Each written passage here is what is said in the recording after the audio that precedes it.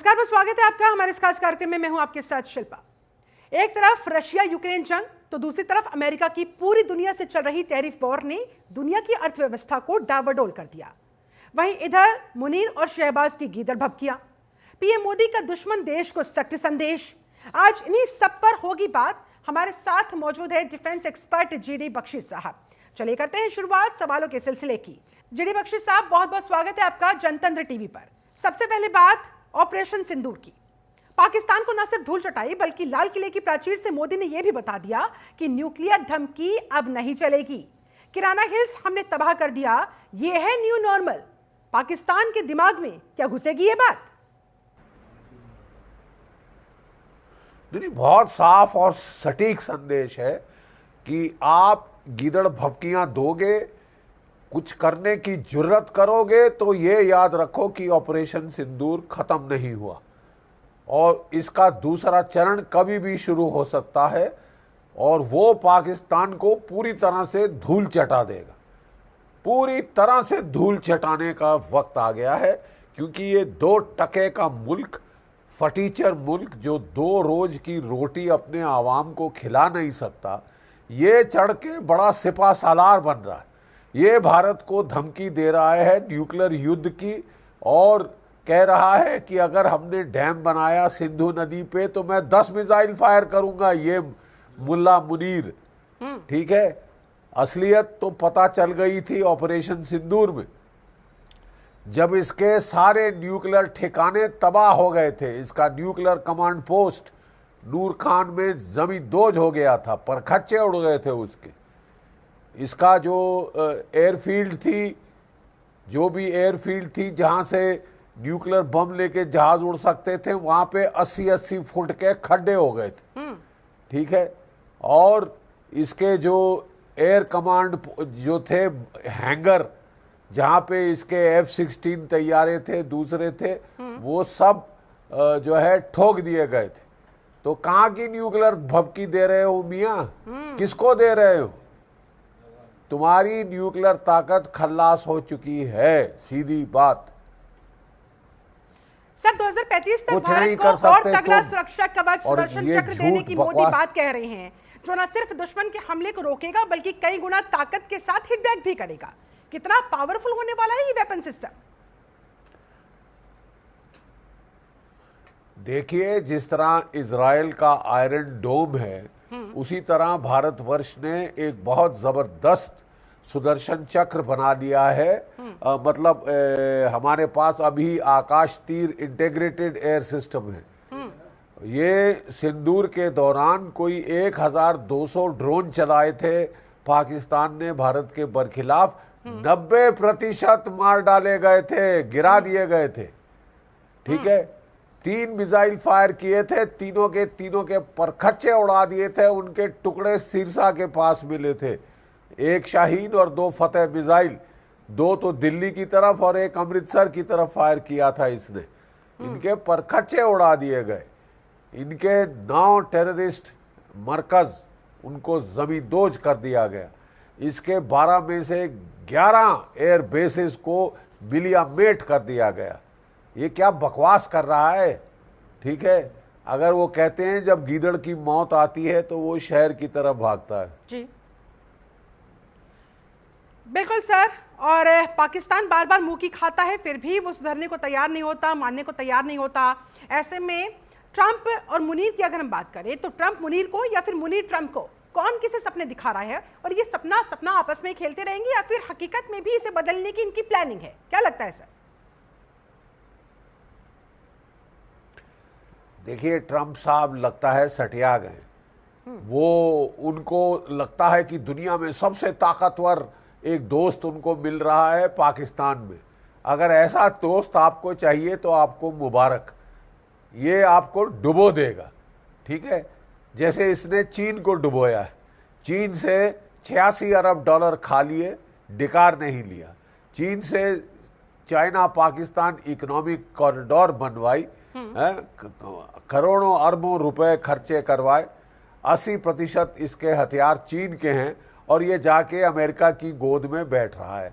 ऐसा सांप जैसा दोगला दोस्त ये जो है ये तो ले डूबेगा डोनाल्ड ट्रंप को भी, ठीक है। और डोनाल्ड ट्रंप का दिमाग लगता है कुछ सटिया सा गया है, उनको समझ नहीं आ रहा कि वो क्या करें। वो दुनिया भर से लड़ाइयाँ मोल ले रखी हैं, दुनिया भर को बुली करने की कोशिश कर रहे हैं और दुनिया भर अब परेशान होकर वापस दे रही, ठीक है। भारत पे 50% टैरिफ लगा दिया जी। और फिर अपने आप को भारत का बहुत बड़ा दोस्त कहते हैं। हमें तो शत्रु बोध करा दिया है इन्होंने, ठीक है। और भारत को ये धकेल रहे हैं इंडिया रशिया चाइना ट्रायंगल की ओर, और ये ट्रायंगल इनको बहुत नुकसानदेह पड़ेगा, बहुत बहुत इनके लिए तबाही करेगा ये ट्रायंगल। ऐसे में सर ट्रंप की धमकी की हम बात करें तो ये गीदड़ भभकी या फिर भरोसा किया जा सकता है, इसे सीरियस लेने की आवश्यकता? मैं नहीं समझता इसे सीरियस लेने की आवश्यकता है। ट्रंप कभी कुछ कहते हैं, कभी कुछ कहते हैं, कभी कुछ, गिरगिट की तरह 1 मिनट में 50 रंग बदलते हैं, तो इनका क्या भरोसा किया जाए। ठीक है, ना इनका भरोसा किया जा सकता है और पाकिस्तान का तो इतिहास गवाह है कि कैसे उसने हमेशा हमारे पीठ पर छुरा घोंपने का काम किया। ऐसे में मुनीर का मैं एक बार फिर से जिक्र करूंगी सर। मुनीर कह रहा है कि सिंधु का पानी रोक दिया तो डैम उड़ा देंगे 10-10 मिसाइलों से। बख्शी साहब, आपके बहुत चर्चे हैं पाकिस्तान में, खौफ खाते हैं वहां पर आपके अंदाज से, जरा अपनी भाषा में आप संदेश दे दीजिए, पाकिस्तान को इस पर क्या कहना चाहेंगे? देखिए साहब, जो हमारी मिसाइल शील्ड है, जो भारत का आयरन डोम है, सुदर्शन चक्र है, वो एक आपका मिसाइल इस तरफ नहीं आने देगा, हवा में ही उसके परखच्चे उड़ा देगा, ठीक है साहब। आप जो है जरा सोच समझ के बात करें, जबान संभाल के चलाएं, नहीं तो ये कैंची जैसी सांप की दोहरी जुबान ये काट दी जाएगी। ठीक है, ये दो टूक आपने कहा, कम से कम अब तो पाकिस्तान समझ जाए। मुनीर और ट्रंप की नजर बलूचिस्तान के खजाने पर भी है। 10 सालों से सर चीन वहां कुछ नहीं कर पाया, ऐसे में वहां अब अमेरिकियों का क्या हाल करेंगे बलूच? जरा इस पर आपकी नजर, आपका वक्तव्य, आप क्या सोचते हैं इस पर? देखिए, वो ट्रंप कह रहे हैं कि बहुत सारा तेल है पाकिस्तान के बलूचिस्तान में। उनकी एक्सॉन मोबाइल कंपनी पिछले कोई 10-15 साल से लगी हुई है तेल निकालने, 5000 फुट तक ड्रिल किया है, एक बूंद तेल नहीं मिला है। ये सपने कहाँ के देख रहे हैं और कहाँ का झूठ ये देश बोल रहा है अमेरिका को। कौन सा तेल, कैसा तेल? हाँ, वहां पे कॉपर है, गोल्ड है, वहां पे रेयर अर्थ्स हैं, टंगस्टन है, लेकिन वो बालूच लोगों का है जो कि विद्रोह में है, जो कि लड़ रहे हैं पाकिस्तान से। वहां से एक कतरा भी निकालना असंभव है। ठीक है, और ऐसे में पाकिस्तान इसी मुगालते में है और इसी दिशा में लगातार वो बार बार मुंह की भी खा रहा है। सर, मैं आर्मी चीफ की बात करूं, उनके बयान का मैं जिक्र करूं तो कारगिल दिवस पर आपने भी सुना होगा उन्होंने किस तरह से कहा कि अब आगे रुद्र और भैरव ब्रिगेड को तैयार किया जा रहा है। जरा इस ब्रिगेड के बारे में बताइए, समझाइए, ये कितनी खतरनाक होगी, ये कितनी भयानक होगी? ये जो है ऑल आर्म्स ब्रिगेड है ये, और इसमें टैंक हैं, इन्फेंट्री है, तोपखाना है, इंजीनियर्स हैं, सबकी कंबाइंड ऑल आर्म्स ब्रिगेड है, जो कि जल्द छोटे हमले कर सकती हैं, ज़्यादा समय बर्बाद ना करते हुए। मतलब हमारे स्ट्राइक कोर्स को समय लगता है, 1-2 हफ्ते लगते हैं अपने मुकाम तक पहुंचने के लिए। ये ब्रिगेड्स बॉर्डर पर ही हैं और सीधा वहां से जोरदार पलटवार कर सकती हैं पाकिस्तान के ऊपर। ठीक है, तो ऐसे में अब दुश्मन देश को और सतर्क रहने की आवश्यकता है। ये भारत की नई ताकत है, हिंदुस्तान की नई ताकत है, नया रूप है। अब अगर मैं बात करूं सर RIC की, यानी कि रशिया, इंडिया और चाइना की, चूंकि देखिए ये पास आते नजर आ रही हैं। ड्रैगन में कहीं ना कहीं उतावलापन देखने को मिल रहा है कि वो भी भारत के पास आए, और हाल ही में जिस तरह से चाइना ने जो बैन भारत के ऊपर, प्रतिबंध भारत के ऊपर कुछ क्षेत्रों में लगा दिए थे, वो भी हटा लिया है। तो क्या सर ये न्यू वर्ल्ड ऑर्डर तैयार हो रहा है और ये कितना सक्सेसफुल होगा? नहीं, एक नई वर्ल्ड ऑर्डर का समीकरण तो बिल्कुल बनकर उभर कर सामने आ गया है। यह है रशिया, इंडिया, चाइना। क्योंकि तीनों के साथ दादागिरी करने की कोशिश की है अमेरिका ने, और तीनों के साथ दादागिरी इनकी बेकार रही। तीनों देश उल्टे इकट्ठे होकर एक रशिया, इंडिया, चाइना ट्रायंगल बना रहे हैं, जो दुनिया के सबसे ताकतवर समीकरणों में से होगा। ठीक है, और फिर ये शामिल है ब्रिक्स के साथ, जो ग्लोबल साउथ है उसके साथ, और 40% जीडीपी दुनिया की ब्रिक्स के देशों में। ठीक है, ऑलमोस्ट कोई 80% पॉपुलेशन ब्रिक्स के देशों में। तो अमेरिका बहुत भारी भूल कर रहा है अपने खिलाफ इतने सशक्त समीकरण बनवा के। ये अमेरिका की भूल होगी कि अगर वो पूरी दुनिया को अपनी दादागिरी से अपने बरखिलाफ इकट्ठा करे, कोई दम नहीं है उसमें कि वो पूरी दुनिया से लड़ सके। बिल्कुल, और ये बात उसे बहुत जल्द समझ आ जानी चाहिए। ऐसे में सर देखिए, चाइना को भी कहीं ना कहीं गलवान के बाद समझ में आ ही गया है कि भारत से पंगा लेना ठीक नहीं। इसीलिए क्या चाइना भी अब अपनी स्ट्रेटेजी बदलता हुआ दिखाई दे रहा है? बिल्कुल बदलता हुआ दिखाई दे रहा है। अभी तक वो पाकिस्तान पे डिपेंड कर रहा था, और उसने पाकिस्तान में जैसे सबको धोखा दिया है, चीन को भी धोखा दिया है, और चीन चिढ़ गया है। 80% हथियार मेरे, और तुम डोनाल्ड ट्रंप की गोद में बैठना चाहते हो, मेरे दुश्मन की गोद में बैठना चाहते हो। तो मेरा ख्याल तो अब ये जो पाकिस्तान चीन का समीकरण है, ये टूटता हुआ नजर आ रहा है। चीन को समझ आ गया है कि बहुत दोगला देश है पाकिस्तान। इसके चलते भारत और चीन के रिश्तों में एक जो है एक थॉ आ रहा है, एक गरमाइश आ रही है, जो कि गलवान का फेज है वो पीछे रह गया है।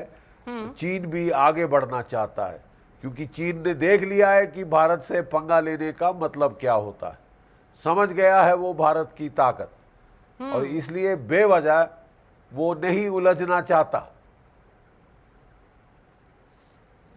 ठीक है, चीन को ये बात समझ में आ रही है। भारत के लिए कहीं ना कहीं इसको लेकर ये पॉजिटिव संकेत मिलते हुए दिखाई दे रही हैं। ऐसे में सर, अगर हम बात करें अब रशिया और यूक्रेन जंग की, तो ट्रंप और पुतिन के बीच बातचीत हो गई है, मुलाकात हुई है, ट्रंप और जेलेंस्की की भी मीटिंग हो चुकी है। क्या माना जाए, क्या पिछले 3 साल से ज्यादा वक्त से जो ये युद्ध चलता आ रहा था, जंग चल रही थी, इसके अब रुकने के संकेत? हाँ, रुकने के संकेत तो दिख रहे हैं। डोनाल्ड ट्रंप शांति लाना चाहते थे, वो नोबेल प्राइज के बहुत इच्छुक हैं, और मेरी मनोकामना है कि अगर हो जाए तो ले लें नोबेल प्राइज और शांति करें। लेकिन ये लड़ाई अब खत्म होनी चाहिए। बहुत खूना खच्चर हो गया, बहुत नुकसान हो गया, और अब दुनिया का नुकसान हो रहा है। दुनिया की इकोनॉमी को क्षति पहुंच सकती है। इसलिए डोनाल्ड ट्रंप और पुतिन की मुलाकात हुई थी। पुतिन ने अपनी शर्तें साफ रख दी, मुझे लुहांस्क, डोनेत्स्क, जापोरिजिया और वो जो चौथा प्रांत है वो चाहिए। उसके लिए मेरे 5 लाख सिपाही शहीद हो चुके हैं। आप समझते हैं मैं आपके कहने पे सीज फायर करूंगा? नहीं करूंगा जी। सीज फायर के पहले पीस टॉक्स होनी पड़ेंगी, ताकि एक स्थायी हल मिले, परमानेंट सोल्यूशन हो, नाटक नहीं हो। और डोनाल्ड ट्रंप बड़े खुश हुए कि उसने जता दिया है, रूस ने, कि उसे पूरा यूक्रेन नहीं चाहिए, उसे केवल 4 प्रांत चाहिए। ठीक है, जो रूसी भाषी हैं। ठीक है, और रूसी भाषी प्रांतों को उसको जो है एक रक्षा कवच मिल जाएगा। और वो कह रहा है कि यूक्रेन नेटो में जाने की, शामिल होने की ख्वाब छोड़ दे। मुझे लगता है ये बहुत रीजनेबल रिक्वेस्ट है, लेकिन जेलेंस्की और जो यूरोपीय देश जो उसे उकसा रहे हैं वो नहीं मानना चाहते। वो चाहते हैं कि लड़ाई चलती रहे ताकि वो दूर से बैठे तमाशबीन की तरह तालियां बजाए। जी, ये बहुत खतरनाक एक वक्तव्य है और इससे दुनिया को नुकसान होगा, सबसे ज्यादा नुकसान यूरोप को होगा। ठीक है। और ऐसे में सर, आपने नुकसान की बात की और अगर मैं भारत के परिप्रेक्ष्य में बात करना चाहूं तो फिर रशिया यूक्रेन जंग के खत्म होने से भारत को क्या सीधा फायदा हो सकता है? क्या रशिया से ऑयल व्यापार की वजह से, अमेरिका की नाराजगी की वजह से जो हम पर टैरिफ लगा, क्या वो टैरिफ माफ हो सकता है? होना चाहिए, हर कायदे से होना चाहिए, लेकिन अमेरिका बड़ा दोगलापन दिखा रहा है। खुद तो रूस से यूरेनियम खरीद रहा है, खुद तो रूस से फर्टिलाइजर खरीद रहा है, रेयर अर्थ खरीद रहा है। वो पैसे से रूस की वॉर चेस्ट नहीं बढ़ती। ये तो ढकोसला है, बकवास है, बात कहीं और कुछ और है। वो चिढ़े हुए हैं कि भारत ने ऐसी जबरदस्त पिटाई की पाकिस्तान की, वहां जो भी अमेरिका के बनाए कमांड पोस्ट थे उन्हें ध्वंस कर दिया, टुकड़े टुकड़े कर दिए उनके। और उनके जो जेट फाइटर हैं F-16, कोई 8-10 तो मार ही गिराए, कुछ जमीन पर कुछ आसमान में। ठीक है सर, ऐसे में देखिए ये जो मीटिंग्स पर मीटिंग्स हो रही है, ये जो बातचीत लगातार चल रही है जंग को खत्म करवाने को लेकर, ये जो फिलहाल सकारात्मक संकेत मिलते हुए दिखाई दे रहे हैं, इसमें अब तक की परिस्थितियों के हिसाब से आपको कौन लगता है असली विजेता, कौन दिखता है?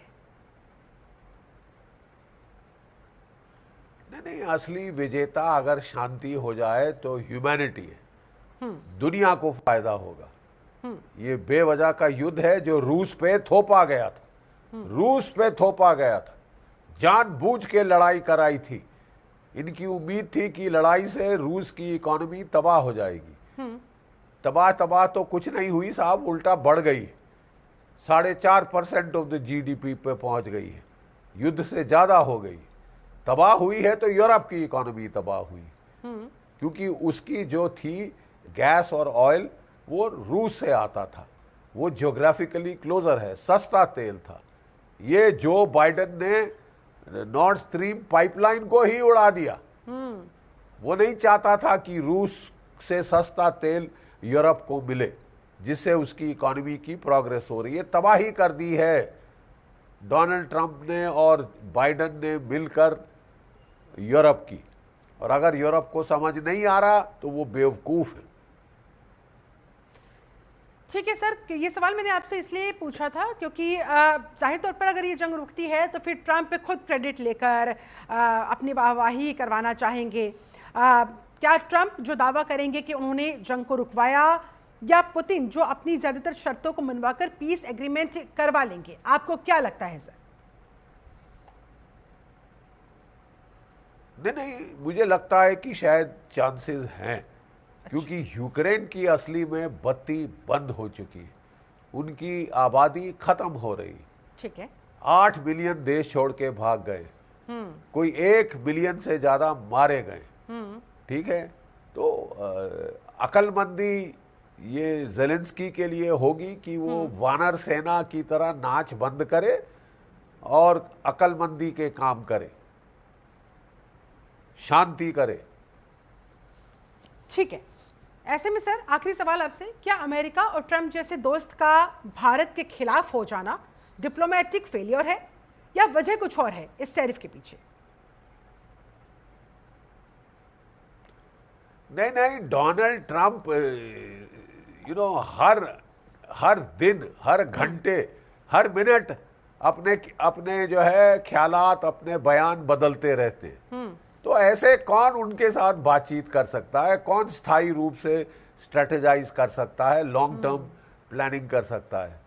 ये ट्रंप का जो तौर तरीका है कि सारा कुछ छोड़ दो, जियोपॉलिटिक्स छोड़ दो, केवल जो है मैं ट्रेड और टैरिफ के बुनियाद पे रिश्ते बनाऊंगा, तो ये तो पागलपना है। ठीक है।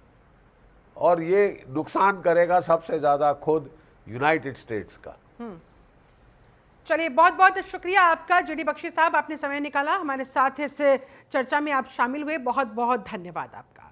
चलिए अब करना होगा इंतजार कि आखिरकार क्या अगला कदम होने वाला है। पुतिन ट्रंप की मुलाकात हो चुकी है, ट्रंप जेलेंस्की की मुलाकात हो चुकी है, अब आगे क्या फैसला लिया जाता है। क्या रशिया के साथ यूक्रेन का ये युद्ध खत्म होगा तो फिर इसका क्रेडिट कौन लेगा और भारत पर इसका क्या कुछ इंपैक्ट पड़ेगा, नजर बनी रहेगी। फिलहाल हमारे साथ जुड़ने के लिए आप सभी का बहुत बहुत धन्यवाद। इसी के साथ इस खास कार्यक्रम में फिलहाल बस इतना ही। बने रहे जनतंत्र टीवी के साथ। नमस्कार।